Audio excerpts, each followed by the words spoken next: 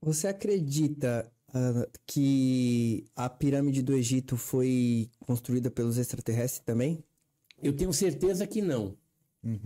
Né? Muitos ufólogos, muitos pesquisadores do passado colocavam essa atribuição. Por quê? Porque não tinha internet, a gente não tinha assim uma divulgação da informação mais rápida como a gente tem hoje. Certo. Então, no passado, como que era divulgado isso? Geralmente eram livros. Então, muitos americanos iam lá, olhavam aquelas pedras, tal, não, o negócio, só pode ter sido o ET que fez isso daqui, porque é impossível você transportar os blocos pesados de toneladas e tal. Só que se você for hoje, eu já fui 3 vezes no Egito, você for no Museu do Cairo, tem papiros lá que explicam como que os engenheiros egípcios faziam isso. Transportavam pelo Rio Nilo, tanto é que se você mergulhar lá, você vai achar pedras que acabaram caindo e que não foram aproveitadas dentro do Rio Nilo. E pode ver que toda a civilização egípcia, ela floresceu às margens do Rio Nilo. Então você tem o templo de Karnak, o templo de Luxor, todos esses templos, né, com Ombo, você tem tudo à margem do Rio Nilo. Né? Então transportava pelo rio das pedreiras, não era tão perto assim. Eu cheguei a visitar uma pedreira em Assuã e tinha lá um obelisco gigantesco. A minha esposa também viu, né? Um obelisco que é maior dos obeliscos que a gente já viu ali. Eles iam tirar, só que ele acabou rachando na hora que os engenheiros estavam lapidando para tirar ele da pedreira. E aí acabou ficando um obelisco inacabado. Agora, eles iam colocar aquele negócio em pé. Aí o Rafa ali tá com cara de assustado, falou assim, mas como é que eles colocavam aquele negócio de tonelada em pé? Aí eu vou explicar para vocês, né? Como que era feito aquilo? O deserto do Saara, lá onde tem essas construções e tudo mais, esses obeliscos, ele tem uma areia que ela é granular, né? Então ela é mais grossa. Você nem precisa de uma pá. Com a própria mão, assim, você consegue remanejar grandes quantidades de areia. Só que como que eles faziam? Eles traziam o obelisco rolando, eles marcavam um determinado ponto desse obelisco, geralmente mais ou menos ali no meio, e começavam a cavar uma parte, e aquilo ia virando até se encaixar. Depois eles empurravam a terra assim, ó, pronto, o negócio já está lá em pé. Então, como que era feita as pirâmides também, né? Era feita de cima para baixo. Eles faziam um grande monturo de terra e começava de cima para baixo, e ia fazendo toda aquela construção. Agora, aí o pessoal fala, mas tem o número pi, tinha a astronomia lá, o Órion, não sei o que, tá orientado para isso, para que ele tava mesmo, porque esses egípcios, eles eram exímios conhecedores de astronomia, de matemática, conheciam o número pi, com certeza. E quem fazia isso? Eram os escravos? Não. Eram os próprios egípcios. Teve uma época lá que os escravos, no caso o povo hebreu, né, que foi para lá, eles podem ter até ajudado por uma questão de comida, né? Mas os egípcios, eles faziam essas construções, que na verdade a pirâmide ela é um túmulo funerário, faziam por conta que eles estavam fazendo um serviço para o próprio Deus na Terra, que era o faraó. Então o faraó era o próprio Deus. Então o faraó pediu, eu vou fazer por questões religiosas e de crença.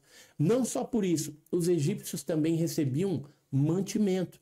Porque na margem do Nilo, né, a margem fértil, é onde tinha as melhores terras ali, onde tinha as plantações do faraó. O faraó era super rico, tinha lá os seus silos, né, onde ele guardava esse mantimento, e esses mantimentos eram fornecidos em troca do trabalho de construção desses túmulos funerários e outras coisas, outras obras enormes ali, né? Que realmente, se a gente for olhar assim, tem algumas pedras, algumas coisas que você fala assim, pô, se a gente pegar um guindaste na atualidade, não vai conseguir mover aquele negócio, mas tinha a técnica deles, né? E eles faziam aquilo com altruísmo e dentro de uma visão religiosa, de uma crendice ali religiosa, porque estavam fazendo para o próprio Deus deles, que era o faraó.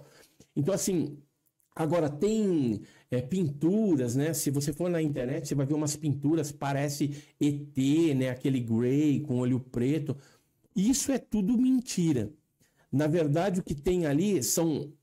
a pessoa tirou uma foto desfocada de uma flor de lótus, tá? E aí fica parecendo um Grey. Eu cheguei aí nesses locais também. Por exemplo, tem uma outra lá que é um templo que aparece parecendo um helicóptero, algumas coisas mais modernas. Sim. Ali, na verdade, foi o Ramsés II. Ele era um faraó que ele era muito megalomaníaco. Então, o que ele fazia? Muitos outros faraós que já tinham construído algumas coisas, ele falou assim, não, vamos fazer o seguinte, tapa tudo, reboca esse negócio e bota meu selo aí. Bota o selo do Ramsés II. Então, parece que o Ramsés II fez um monte de coisa, mas na verdade não foi isso que aconteceu. E aí o que acontece? Como tem esses rebocos por cima de outros hieróglifos, de outras coisas que foram escritas, com o tempo, né, com a antiguidade, aquilo vai caindo e aí vai formando, às vezes, um desenho que te lembra um avião, que te lembra alguma coisa. Mas, poxa, naquela época não tinha esse tipo de coisa. Poderia ter nave, OVNI, disco voador, né, porque o fenômeno é antigo. Né, mas isso que aparece lá é um exagero de pessoas aí que às vezes querem dar uma conotação ufológica num negócio que não é. Agora, no Egito aparece OVNI? Aparece. Tem um documento do princípio do século do principal egiptólogo, onde ele descreve o avistamento de um objeto meio azulado, tal, que apareceu. Eles tentaram interpretar, nesse documento está descrito a visão que eles tiveram, próximo à pirâmide, mas descreveram que poderia ser algum tipo de gás das múmias ali, ou de algum corpo morto. Assim, eles deram essa explicação, mas não é uma explicação cabível, porque as múmias são milenares, então não teria mais nenhum gás, nenhum fogo-fato ali, nenhum gás do pântano, né? Nenhuma coisa... gás da putrefação do morto para gerar um efeito desse. Então, tinha ali, vez ou outra, avistamentos de OVNIs nessas localidades, sim. E a localidade que tem mais incidência de avistamentos fica onde a gente tem ali o Monte Sinai, que é a Península de Santa Catalina, onde muitas pessoas já viram fenômenos ufológicos. Inclusive, eu cheguei a observar um fenômeno e fotografar lá, junto com uma caravana da igreja que eu fui.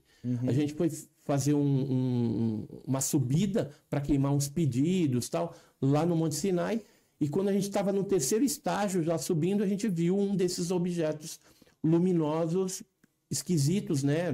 Não identificados. Chegamos a perguntar para o guia, que era um beduíno egípcio ali, né? Muçulmano, inclusive, não tem nada a ver com a religião que estava ali, né? Os crentes e tal. E aí ele falou, isso daí é UFO. Falou pra gente, que era o objeto voador não identificado. Falou, de vez em quando os jornais daqui publicam isso. A gente não sabe o que é. Em noites mais escuras aparece mais no Monte Sinai aqui, que é o conhecido também como Monte Horebe, né? E então o Egito ele tem também uma casuística interessante e ufológica. Né? E muitas pessoas que vão para lá, de igreja, de caravana, às vezes acabam topando com esse tipo de fenômeno. Casos de seres assim eu não tenho conhecimento, mas de objetos que apareceram na região ali é bastante grande.